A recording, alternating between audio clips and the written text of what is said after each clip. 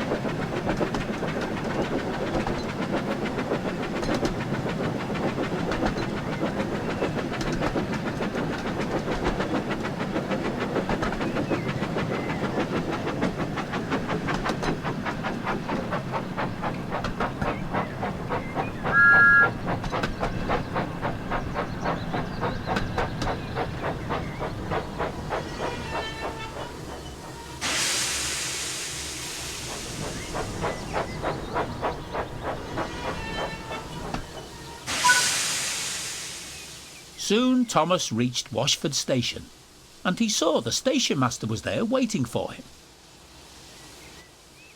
"Hello, Thomas. I've got something special for you here, but don't ask me what it is, as I promised Mr. Peters that I would keep it a secret until the party." I can't wait to see what it is, and I'm sure my driver can look after it whilst we're on our journey.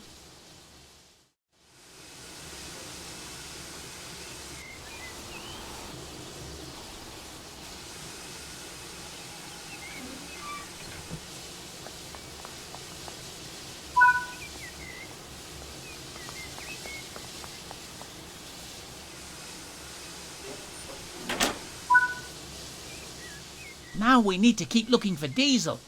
He must be around here somewhere. If you're looking for Diesel, I saw him over in the sidings, although he looked to be a little upset and was in quite a hurry. Come on, driver. Let's take a look and see if he's still there.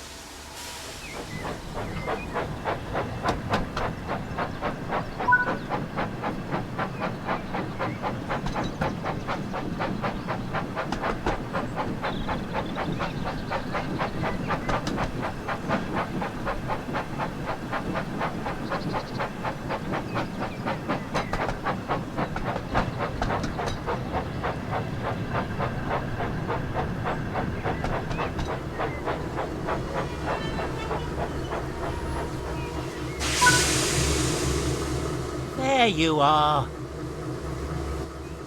Diesel, what are you doing hiding there? You're supposed to be at the party delivering all of the supplies. I know, Thomas, said Diesel unhappily, but I can't let Sir Topham Hatt find out what happened. It wasn't even my fault anyway. Why? What happened? Asked Thomas. Well, the trucks were singing and being troublesome, and I tried to make them stop, so Oh, actually, I think maybe it was my fault. I got annoyed, so I bumped the trucks to make them stop, and I think I bumped them too hard, because I ended up breaking all the plates needed for the party. Thomas listened carefully. He could see how upset Diesel was, and how troublesome trucks could be. So he knew that the broken plates were not all Diesel's fault. Never mind, Diesel, said Thomas kindly. After all, they're only plates, and they can't all be broken. Besides, we still have a special party to go to. Diesel looked at Thomas and smiled. Thank you, Thomas, he said. So Thomas coupled up to Diesel and the two engines travelled to the party together.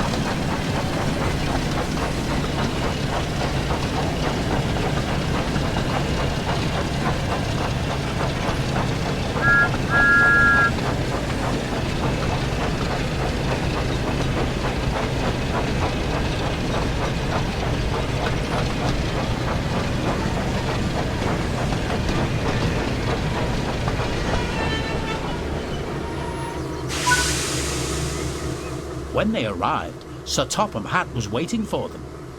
Diesel was still upset, so Thomas tried to explain what had happened. Sir Topham Hatt thought for a moment and turned to speak to Diesel. "The broken plates may not have been entirely your fault, Diesel, but you shouldn't have tried to hide. It's always better to admit your mistakes rather than trying to cover them up." "Yes, sir, I'm sorry, sir," said Diesel sadly. "I just wanted to show you what a really useful engine I can be. But I messed things up again." "Now don't worry, Diesel.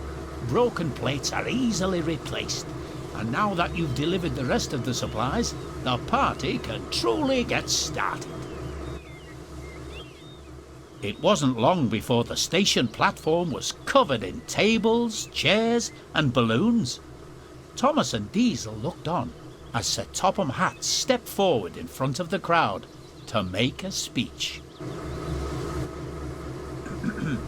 "Ladies and gentlemen, first of all, I would like to thank you all for being here today to help us celebrate a very special engine.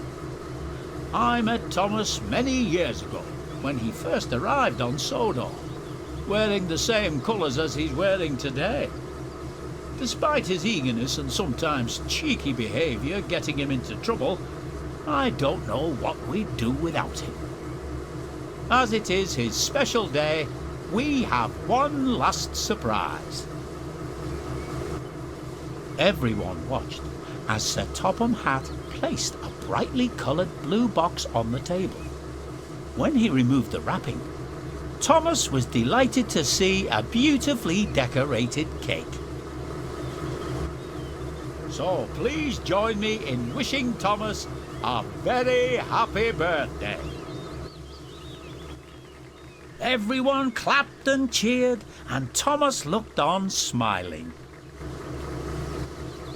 "Oh, thank you, everyone," puffed Thomas proudly. "This is the best birthday an engine could wish for."